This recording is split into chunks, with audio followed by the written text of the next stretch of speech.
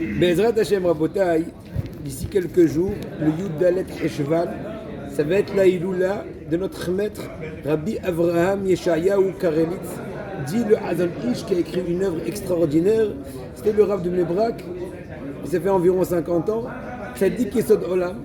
C'est vrai qu'à l'aspect extérieur, il avait l'air d'une personne menue, avec une petite canne. Il n'avait pas l'air si imposant, ni tellement impressionnant a priori, bien sûr. Mais sur une telle personne, ou plutôt sous sa neshama, tenait tout le monde de la Torah. Certes, il n'avait pas de descendance physique ou biologique, mais qui n'est pas son fils du Hazon Ish, aussi bien au niveau de toute la morale et toute la Torah qu'il a inculquée dans le monde, mais encore les œuvres qu'il a écrites qui sont appelées Hazon Ish, la vision de Ish, c'est les racheter votre Avraham Yeshayahu, c'est son prénom, Rabbi Avraham Yeshayahu Karelitz, sont des livres hyper profonds, toutes les parties de la Torah expliquées en profondeur. Je dis de façon un peu ironique, il faut boire 2 Akamol ou 2 Doliprane avant et après avoir étudié un paragraphe de son étude, tellement ils sont profonds. Le Hazon Ish étudiait la Torah jusqu'à la fin des dernières gouttes de sa force de chaque jour, à un tel point que des fois quand il écrivait un sujet d'étude, il disait « Le livre en question que je viens de mentionner n'est pas sous ma main ». Comme pour dire qu'il n'est pas à ma portée alors qu'il était à quelques mètres dans sa bibliothèque, étant donné qu'il n'avait pas de force physique de pouvoir se lever, d'aller le prendre tellement il était exténué, il était investi dans l'étude.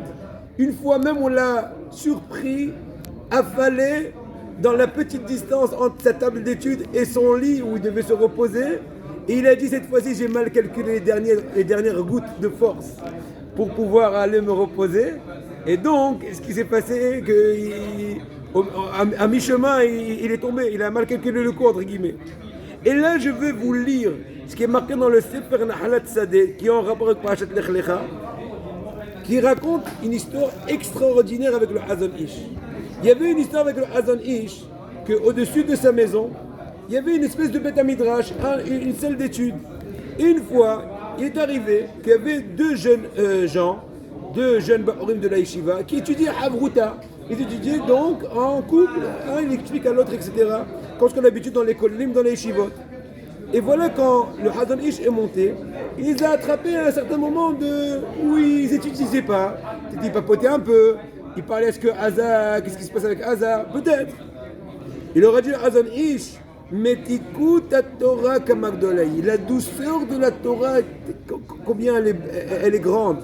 Combien elle est extraordinaire, l'aspect agréable de la Torah. On ne peut même pas goûter le goût extraordinaire de la Torah qu'après avoir étudié avec shkida, avec investissement, en continuant sans aucun arrêt, de 3 ou 4 heures. Tu ne peux commencer à goûter le bar qu'après 3 ou 4 heures d'études consécutives, sans aucun arrêt. Bien sûr, ce sont des degrés très hauts, mais au moins écouter et savoir une idée. Espérer arriver au moins, si c'est pas 3-4 heures d'affilée, au moins 30 minutes d'affilée. Et sans cela, il leur dit le Hazon Ish, on ne peut même pas s'imaginer combien est grand la spiritualité de la Torah. Et dit le Hazon Ish continue sa description extraordinaire, à forte raison après 5 heures d'études, combien d'élévation il y a. Et Revcha, comment on peut les Micheshouet à Efshaout Azot, cette possibilité, comment on dirait, d'extrapoler, de sortir de toute l'atmosphère et de s'arrêter au milieu de la continuité de l'étude et perdre avec les mains la beauté extraordinaire de l'étude.